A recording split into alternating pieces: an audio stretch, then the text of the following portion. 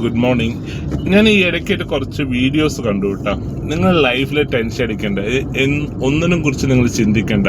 നിങ്ങൾ ഹാപ്പി ആയിരുന്ന നിങ്ങൾ എങ്ങായിട്ടിരിക്കും, എപ്പോഴും ചെറുപ്പം പോലെ ഇരിക്കും.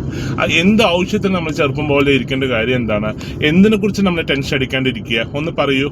നമ്മൾ ഒരു ഫാമിലി ലൈഫ് ആകുമ്പോൾ നമുക്ക് എന്തൊക്കെ ടെൻഷൻ ഉണ്ടാവും. ഒന്ന് കുട്ടികളുടെ സ്കൂൾ വണ്ടി വരാൻ വൈകിട്ടുണ്ടെങ്കിൽ അതിന് ടെൻഷൻ.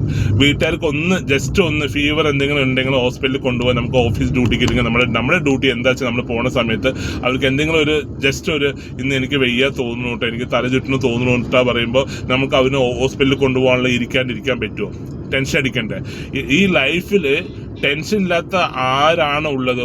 ഒരാൾ മാത്രമേ ഉള്ളൂ ടെൻഷൻ ഇല്ലാണ്ട് ഇരിക്കുന്നത്. ആരാന്ന് നിങ്ങൾക്കറിയാം.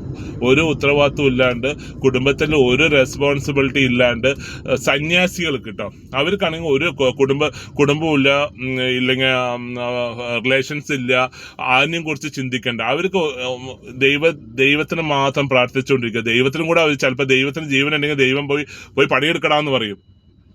അങ്ങനെയുള്ളവർക്ക് ഒരു പ്രോബ്ലം ഇല്ല, റെസ്പോൺസിബിലിറ്റി ഇല്ലാണ്ട്, സ്വന്തം മക്കളിനെ നോക്കാണ്ട് അപ്പോൾ ടെൻഷൻ ഇല്ലാണ്ട് ആൾക്കാർ ഈ ലോകത്തില്ല. നിങ്ങൾ കണ്ണി കണ്ട കുറേ വീഡിയോസ് ഇങ്ങനെ വരും. നിങ്ങളുടെ ഭംഗി കുറേ ഇന്റർവ്യൂസിലുണ്ട് കേട്ടോ. നിങ്ങളുടെ ഭംഗിനെ നിലനിർത്താൻ നിങ്ങൾ എന്താ ചെയ്യേണ്ടത്? നമ്മൾ ഒന്നിനും കുറിച്ചും ചിന്തിക്കേണ്ട. ഈ ഇവളമാരൊക്കെ പറയുന്നത് കുറെ പൊട്ടിയിട്ട് ലൈഫിൽ അവരുടെ ബാക്ക്ഗ്രൗണ്ട് പോയി നോക്കിക്കഴിഞ്ഞാൽ ഈ തക്കാളി ചീഞ്ഞ് നാറുന്ന പോലെയാണ് അവരുടെ ലൈഫ്.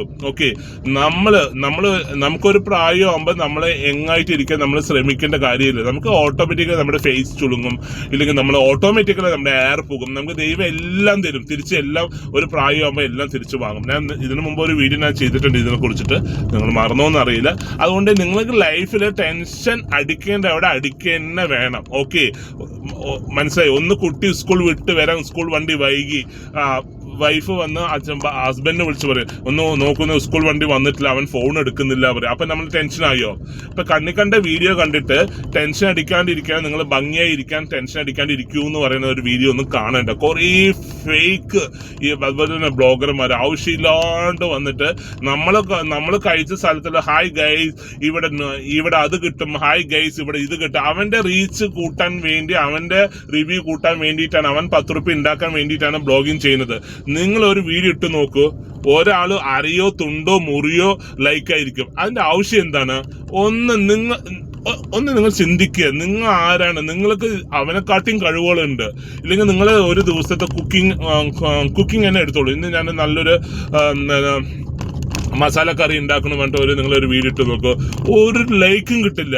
നമ്മൾ അവന്റെ വീഡിയോ ഇട്ട് കാണും, അവന്റെ വീഡിയോ ഇട്ട് കണ്ടിട്ട് അവനത് കണ്ടു കഴിഞ്ഞാൽ അവന് കാശാണേ.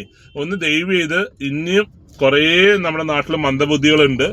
മന്ദബുദ്ധി പറഞ്ഞാൽ നിങ്ങളുടെ ബുദ്ധിനെ കുറിച്ച് പറയല്ല കേട്ടോ ഞാൻ.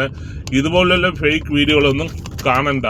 ഓക്കെ, ദയവ് ചെയ്ത് ഇനിയും നിങ്ങൾ ഉണർന്ന് എനിക്കോ. ഇത് ഒരുപാട് കാര്യങ്ങൾ നമുക്ക് ജീവിതത്തിൽ ചെയ്യാനുണ്ട്. അപ്പൊ താങ്ക് യു സോ മച്ച്. അപ്പൊ ഞാൻ ഇന്നത്തെ ഡ്യൂട്ടി എന്ന് പറഞ്ഞാൽ ഒരു ആക്ടിങ് ആണ്. അപ്പോൾ സ്ലോ ആണ് ഇപ്പോൾ. ഓക്കെ, ഇത് ഡിസംബറിൽ ഫസ്റ്റ് വീക്ക് എനിക്ക് സ്ലോ ആണ്, ലാസ്റ്റ് വീക്ക് ഇത് കറക്റ്റ് ആയിട്ട്. Okay, thank you so much. നിങ്ങൾ സ്വന്തം സിന്ധു ടവേഴ്സ് ബാബു.